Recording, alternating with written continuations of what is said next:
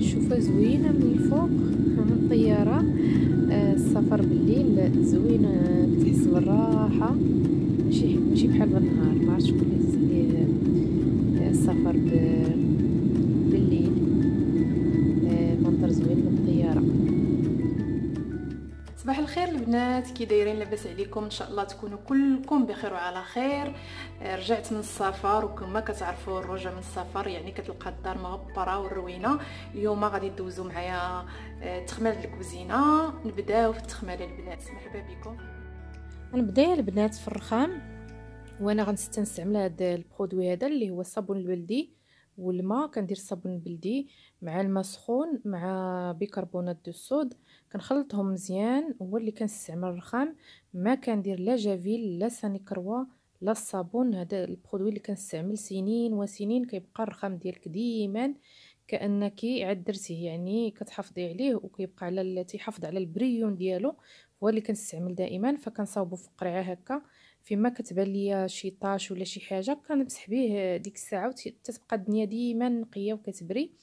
غنستمر على هذه الطريقه على الرخام كامل.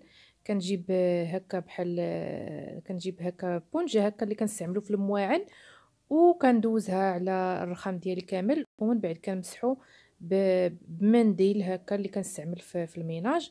بالنسبه للمنديل كنمسح به، ومن بعد كنغسلو باش يتسهل عليا، تسهل المأمورية. وكنبقى على هذه الطريقه. بالنسبه للبنات، منين كنسافر انا كنجمع المواعن كاملين، كنغسلهم كنمسحهم مزيان، كنردهم للبلاكارات باش ما يتعبروش. كتبقى هكا الطبله خاويه من غير الحاجات اللي هما ما يمكنش ليا نديرهم في البلاكارات. كنغطيهم بشي حاجه باش الغبره ما توصلش ليا للمواعن، او اي حاجه كتستعمليها في الكوزينه تبقى نقيه. فكنستمر على هذه الطريقه هذه. كنمسح الرخام ديالي كامل بالصابون البلدي، وكما قلت لكم بيكربونات دو الصود. ولا بغيتي ديري شويه ديال الخل الابيض باش تعقمي. وصلت لهاد البلاصه هذه، غادي نحيد الماكينه ديال القهوه. هي اللي ما حيدتش زعما من الكوزينه. تنخليها كنغطيها بشي حاجه، وكنستمر بهذه الطريقه هذه. كنمسح هذا ديالي. بالنسبه للحاجات اللي كنستعمل كاع في الكوزينه كلهم تقريبا البرودويات اللي كنستعمل طبيعيين، يعني ما كاينش شي برودوي اللي هو شي برودوي اللي هو يعني شيميك ولا شي حاجه.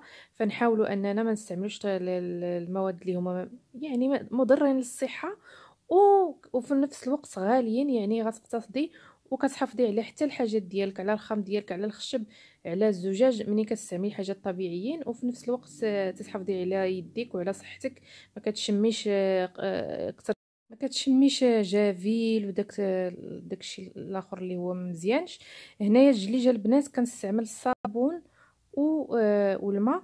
كنستعمل الصابون والماء والخل الابيض، كنخلطهم في القرعه وكنحطهم دائما فيما بغي نمسح الجليج ديالي.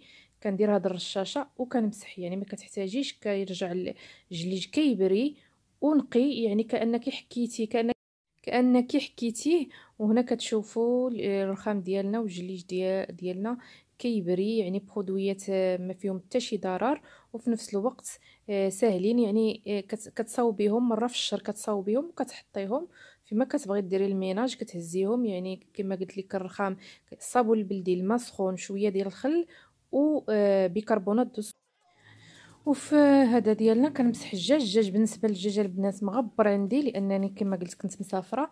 ففي نورمالمون كنستعمل الخل والماء وكنمسح، ولكن لان مغبر فدرت الصابون والماء. غندوز على الدجاج كامل، ومن بعد غنستعمل واحد هذه غزاله يا البنات كترجع الدجاج روعه. يعني كديري غير الصابون كما قلت لكم، ومن بعد هي كتنشفو كاع الماء اللي فيه وكتنقيه. يعني روعه اللي قدات انها تشريها، او البنات اللي في اوروبا، فهي غزاله للدجاج. كما قلت لكم غزاله للدجاج كتردو زوين زوين زوين، كتردو كيبري وكتساعد.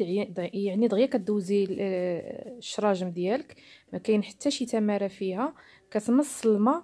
هذه كاينه البنات في كاستوغاما، البنات اللي كاينين في اوروبا راه كاينه في كاستوغاما. والثمن ديالها دابا نشوف لكم الثمن ديالها ونقول لكم في بلاصه التعليقات. تنقلب على الثمن حيت خديتها شحال هذه. يعني كدوزي خطره وحده كديري غير الصابون على الدجاج، ومن بعد كدوزيها هي كتمص الماء اللي فيه وكتمسحو مزيان، وكتساعد يعني ما محتاجاش بزاف ديال المسيح للدجاج.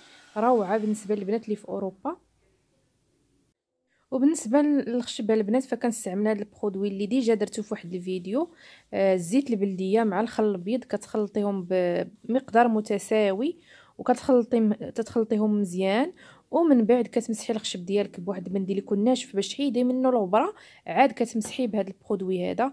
روعه يا البنات، ما تحتاجيش تشري حتى شي برودوي للخشب، استعملي هذا وردي عليا الخبر، راه ديجا درتو في واحد الفيديو من الفيديوهات ديالي. واختصرت لكم الخدمه كامله ديال الكوزينه. المهم درت لكم لقطات، ولكن راه هذا الشيء اللي درت راه هو اللي درت الكوزينه كامله، وفي نفس الوقت بدون يعني عناء، لان ملي كديري شي حوايج شي برودويات كديريهم كتحطيهم كتخدمي بهم كيعاونوك بزاف بزاف، ما كتحتاجي لا حكان لا مجهود، كديري مجرد رشه. وخاصه هاد الرشاشات كيساعدوا بزاف، والبرودوي حتى هو الا كان عندك مصاوب تيساعد. ومنين ساليت من مسح الرخامه ديالي ومسحت الشراجم ومسحت البلاكارات ومسحت الجليج وكلشي، كنرد كاع المواعن لبلاصتهم، كل حاجه غنردها لبلاصتها. وساليت التخمال ديال الكوزينه، درت ليها نفس الطريقه من طرف حتى للطرف، وبطريقه يعني سهله بزاف. يعني كاين شي حوايج اللي كيسهلوا عليك الحياه. وبهكا يا البنات ساليت تخمر لكم زينه.